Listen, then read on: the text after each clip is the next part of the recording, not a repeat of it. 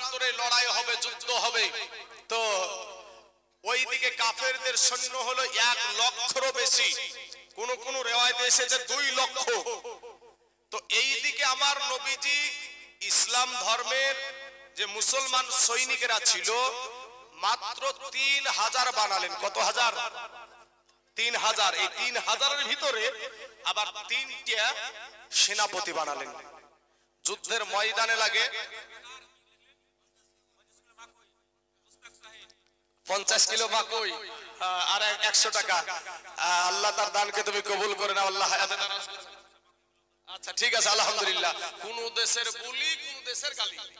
হ্যাঁ, অতএব আমরা সবাই ম্যানেজ করে নিব, মাইনাস করব না, সবাই আমরা ম্যানেজ করে চলে নিব। বাবাজি আমার সোনা মানিকেরা, তো 3000 মুসলমানদের সৈন্য হলো 3000। এর ভিতর বা 3টে সেনাপতি বানালেন। প্রথমে বললেন কোথায় আমার পালক পুত্র যায়েদ, মানে যায়েদ রাদিয়াল্লাহু তাআলা আনহুকে নবীজি পালন করেছিলেন, তাই পালক পুত্র বলা হয়েছে। তো কোথায় আমার পালক পুত্র যায়েদ, দাঁড়িয়ে যাও। সঙ্গে সঙ্গে দাঁড়িয়ে গেলেন। লাব্বাইক ইয়া রাসূলুল্লাহ।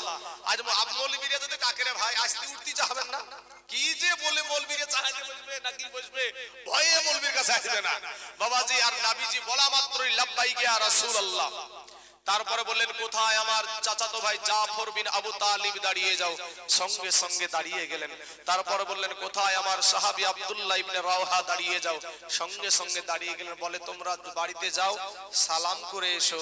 এখান থেকে বোঝা যায় আমার নবীজি গায়েবের সংবাদদাতা। জোরে বলেন সুবহানাল্লাহ। বাবাজি কথায় কথা চলে আসে, নবী শব্দের অর্থই হলো গায়েবের সংবাদদাতা। নবী শব্দের অর্থই হলো গায়েবের সংবাদদাতা। এখন যদি আপনি সাধারণত এই দেড় ব্যাটারি ডিকশনারি দেখতে যান, ছলিমদ্দি কলিমদ্দি যদি আপনার ডিকশনারি দেখা যায়, তো নবী শব্দের অর্থ পাবেন। এটা একটু বুঝেন, এই যুবকেরা একটু বুঝার চেষ্টা করেন ভাই, এটা একটা শিক্ষণীয় বিষয় যে নবী শব্দের অর্থ পাবেন সংবাদদাতা। যদি নবী শব্দের অর্থ সংবাদদাতা হয়, তাহলে টেলিভিশনে সংবাদ দেয়, রেডিওতে সংবাদ দেয়, পত্রিকায় সংবাদ দেয়, এই দাতাগুলাও নবী হয়ে যাবে। নাউজুবিল্লাহি মিন যালিক। আমাদের নবীর পরে কোন নবী আছে বাবা? তাহলে টেলিভিশনও সংবাদ দেয় এবং রেডিও সংবাদ দেয় এবং পত্রিকাতেও সংবাদ দেয়।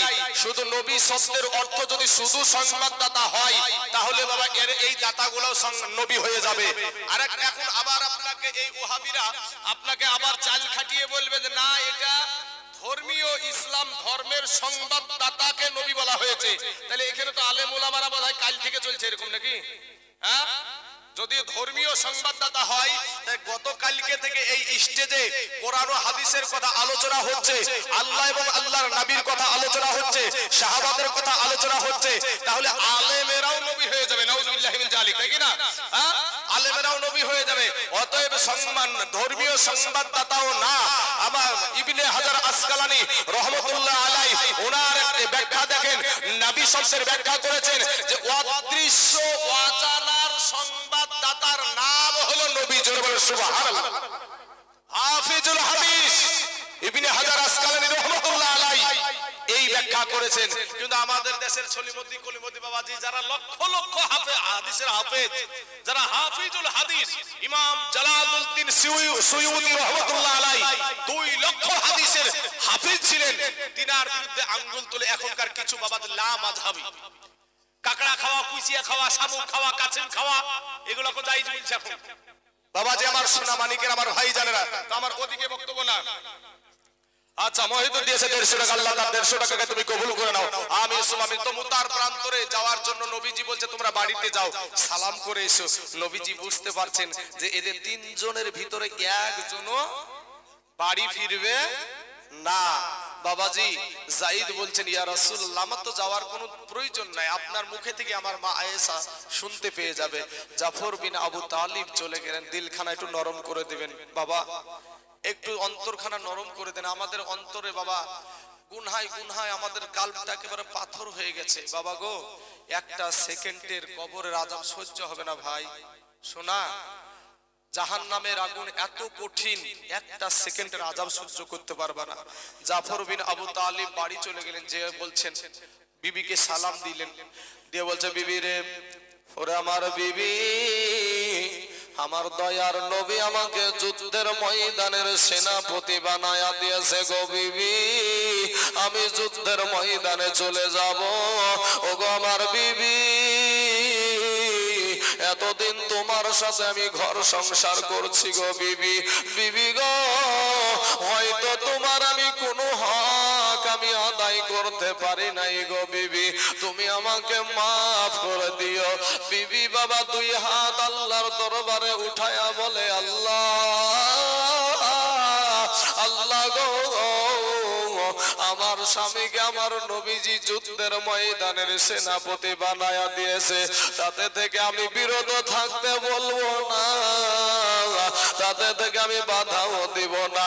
তবে আল্লাহ গো, আমার স্বামীকে যুদ্ধের ময়দানের যুদ্ধের ময়দান থেকে জয়ী করে কাজী হিসাবে আমার কাছে পৌঁছায়া দিও। ওই জাফর বিন আবু তালিবের হাতে ছিল বাবা একটা তরবারি, ওই তরবারির বাবারে উল্টা পিঠ দিয়ে একটা বৃদ্ধ করে আস্তে করে আঘাত করে বলে, বিবি রে উল্টা দোয়া করিও না, তোমার উল্টা দোয়া আমার আল্লাহর দরবারে কবুল হবে না গো বিবি। বিবি গো, যুদ্ধের ময়দানে সেনাপতি লাগে একজন, আমার নবী বানায় আছে তিনজন। বিবির আমার আগেও একজন আছে, পরেও একজন আছে, নির্ঘাত আমি ওই মোটার প্রান্তরে শহীদ হয়ে যাব রে বিবি, তুমি উল্টা দোয়া করিও না। বাড়ি থেকে বাবা বেরিয়ে চলে আসছে, বিবি কাটা কবুতরের মতন উঠানে পড়ে বাবা গড়াগড়ি শুরু করে দিল। আর ছোট্ট ছোট্ট বাচ্চাগুলা আব্বু গো আব্বু গো বলে পিছনে পিছনে দৌড়ায়। ওই জাফর বিন আবু তালিব বাবা একবারও পিছন ফিরে তাকালেন না, কারা কান্দে? আব্দুল্লাহ ইবনে রাওহা চলে গেল বাড়িতে, নতুন বিবাহ করেছে, ফুলসজ্জার রাত্রি। বাড়ির গেট থেকে সালাম দিয়ে বলে, বিবি গো, আমি তোমার স্বামী এসেছি, আমাকে দয়ার নবী যুদ্ধের ময়দানের সেনাপতি বানায়া দিয়েছে গো বিবি। এর যুবকেরা, আজ তুমি আজকে মসজিদে যাও না ভাই, মাদ্রাসায় আসো না ভাই, আজকে তোমার দান করতে বড় ভয় লাগে, কিন্তু বাবা গো, তারা কেমন করে আল্লাহকে পাওয়ার জন্য, নবীকে পাওয়ার জন্য, কবর আলোকিত করার জন্য কত কষ্ট করেছে। এবার বিবিকে বলে, বিবি রে, আমি তোমার কোনো হক আমি তোমার আদায় করতে পারি নাই গো বিবি, আমি তোমাকে নতুন বিবাহ করেছি গো বিবি, তুমি আমাকে মাফ করে দাও। যুদ্ধের সেনাপতি বানায়া দিয়েছে। বিবি ডাক দিয়া বলে, স্বামী আমার দয়ার নবী আপনাকে যুদ্ধের ময়দানের সেনাপতি বানায়া দিয়েছে গো স্বামী, তাতে থেকে আমি বাধা দিব না। তবে স্বামী গো, আমার একটাই আবদার, আপনি একটা বার ঘরের ভিতরে আসেন। স্বামী ডাক দিয়া বলা, বিবি রে, আমি ঘরের ভিতরে যাব না, ঘরের ভিতরে গেলে তোমাকে দেখলে আমার মনে প্রেম জাগবে, ভালোবাসা জাগবে, যুদ্ধে যেতে মন চাইবে না রে বিবি। বিবি রে, আমি ঘরের ভিতরে যাব না। বিবি একটা ডাক দিয়া বলে, খোদার কসম দিয়া বলি গো স্বামী, আপনি যদি ঘরের ভিতরে আসেন, আপনাকে কোনো প্রেম নিবেদন করব না, কোনো ভালোবাসা নিবেদন করব না।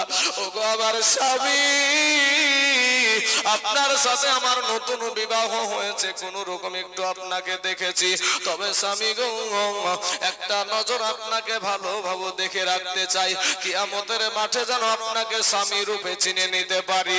স্বামী ডাক দিয়া বলে, বিবি বিবি গো, কিয়ামতের মাঠে নয়, তুমি যদি ধৈর্য ধারণ করে দুনিয়া করতে পারো, আমার আল্লাহ তোমাকে আমাকে জান্নাতের ভিতরে স্বামী স্ত্রী হিসাবে পরিচয় করায়া দিবে। জোরে বলেন সুবহানাল্লাহ।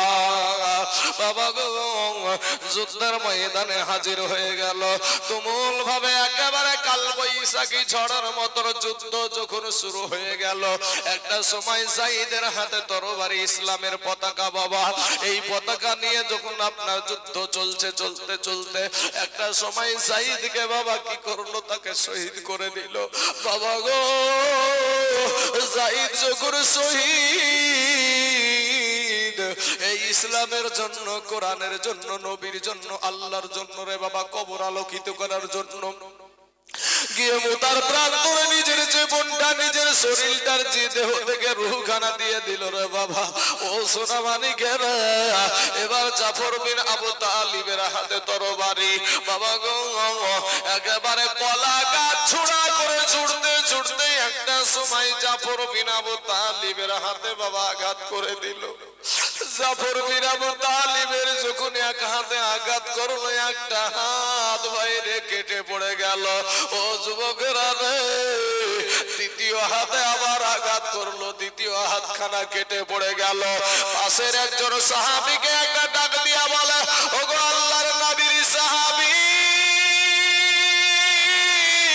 দয়ার নবীকে বলিও আমি জাফরের দুই হাত কাটা, দুই পা কাটা, এরপরও ইসলামের পতাকা মাটিতে পড়তে দিই না। জোরে জোরে বলুন সুবহানাল্লাহ।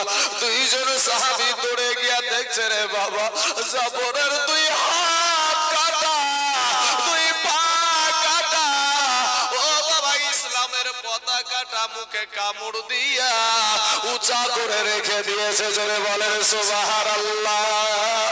আব্বা জান আমার সোনা মানিকেরা, এই বাবু জীবন দিয়ে বাবা কোরআন বাঁচালো, এই বাবু জীবন দিয়ে বাবা ইসলাম ধর্মকে বাঁচালো।